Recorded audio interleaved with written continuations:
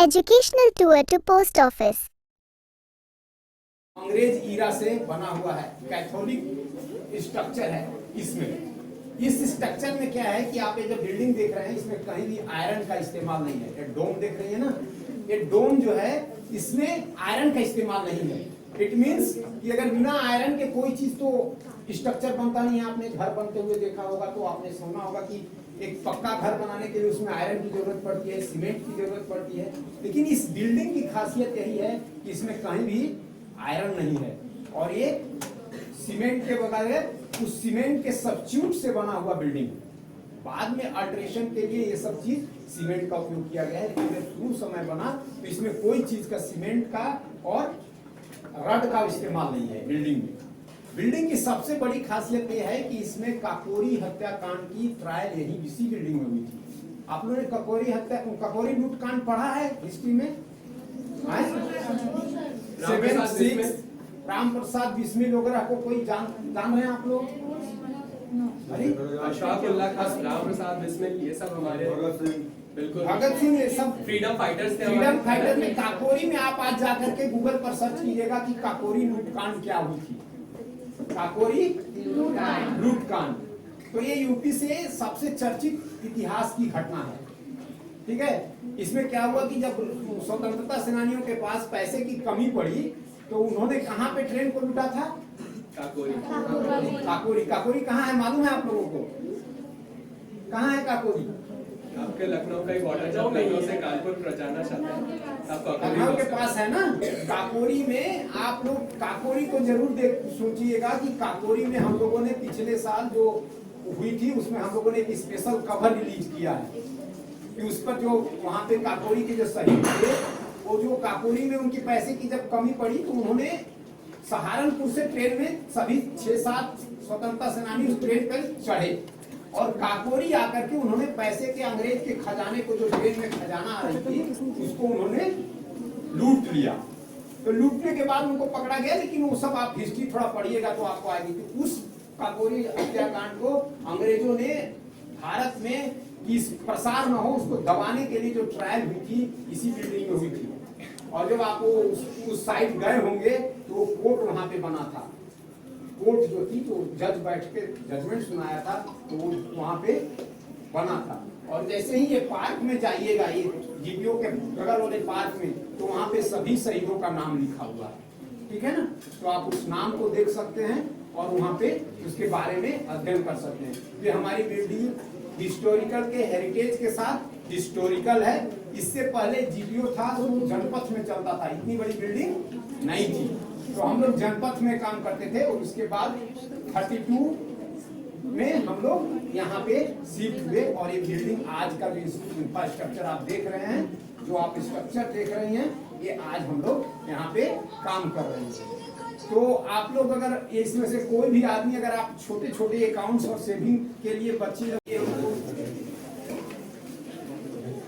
ये GPO building है ना, कोई सुना इसमें कि क्या क्या है यहाँ पे? तो आप लोगों ने देखा कि हम लोगों ने पोस्टल से रिलेटेड काम करते हैं। आप लोगों को तो मालूम होगा सभी चीज, हम लोगों ने कैसे लेटर्स यहाँ पे आता है, कैसे जाता है। इसके बाद हम लोग स्मॉल सेविंग्स का भी काम यहाँ पे करते हैं। छोटे छोटे पैसे को कैसे जमा किया जाता है और उसको कैसे हम इस पैसे को क्या करते हैं। हम अपने छोटे स्मॉल सेविंग के पैसे जो आप 100 रुपये से हम सेविंग शुरू करते हैं यहाँ पे। तो एक बड़े टाउन से लेकर के छोटे गांव में हमारा 1,53,000 पोस्ट ऑफिस है। पूरे गांव से एकदम सिक्किम से नॉर्थ से लेकर के ईस्ट से लेकर के वेस्ट और नॉर्थ से साउथ तक हमारे पोस्ट ऑफिस फैले हुए हैं। जहाँ पे आप सोच नहीं सकती हैं वहां पे आपका हमारा पोस्ट ऑफिस आपको मिलेगा।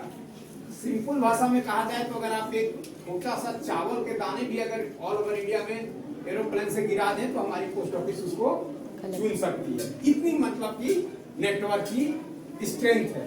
नेटवर्क के साथ साथ हम लोग अपने पोस्ट ऑफिस में, आप सोच रहे होंगे कि अभी भी हम लोग 50 पैसे में कम्युनिकेशन करते हैं। अब तो अभी तो कम्युनिकेशन क्या हो गया है, मोबाइल से आपको उससे सस्ता हो रही होगी शायद, मोबाइल कॉल उससे सस्ता पड़ रही है। लेकिन हम लोग भी इससे पहले भी 25 पैसे में कम्युनिकेशन किए थे। अभी तक हम लोग 50 पैसे में, यहाँ अगर आप लेटर पोस्ट कर रही हैं तो उसको हम लोग कन्याकुमारी और जम्मू कश्मीर में डिलीवर करते हैं। तो ये जो हमारी काम है, ये सोशल ऑब्लिगेशंस जिसको कहते हैं कि समाज के सभी निम्न तबका से को मदद करने के लिए हमारी ये व्यवस्था है।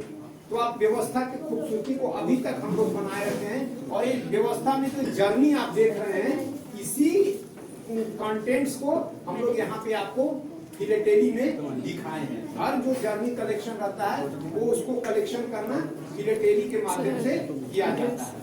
तो आप ये बताइए कि बिल्डिंग के बारे में कौन कौन क्या क्या सुना हो, मुझे एक आदमी को बताइए कौन है अपने आपकी टीम का कैप्टन, किस क्लास के आप के बच्चे हैं आप लोग? 57 तो 6 का कैप्टन कौन है वो बता दें मुझे कि ये बिल्डिंग के बारे में उन्होंने क्या क्या सुना।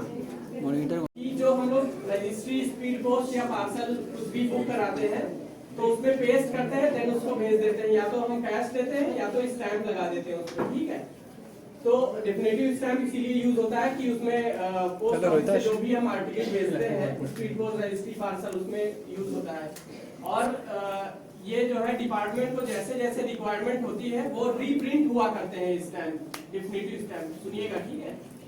कि जो हम लोग रजिस्ट्री, स्पीड पोस्ट या पार्सल कुछ भी बुक कराते हैं तो उसमें पेस्ट करते हैं, देन उसको भेज देते हैं। या तो हम कैश देते हैं या तो स्टैंप लगा देते हैं उसमें, ठीक है। तो डेफिनेटिव स्टैंप इसीलिए यूज होता है कि उसमें पोस्ट ऑफिस से जो भी हम आर्टिकल भेजते हैं, स्पीड पोस्ट, रजिस्ट्री, पार्सल, उसमें यूज होता है।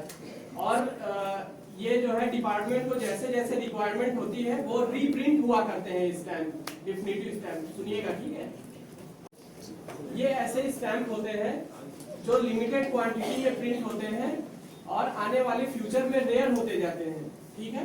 और अलग अलग थीम पे निकलते हैं ये कमेमोरेटिव पोस्टेज स्टैंप। जैसे कोई फ्लोरा फौना हो गया, कोई ऐसी पर्सनालिटी है या कोई हिस्टोरिकल बिल्डिंग है, इस पे पोस्टेज स्टैंप रिलीज होता है और इन्हीं को कमेमोरेटिव पोस्टेज स्टैंप बोलते हैं, ठीक है।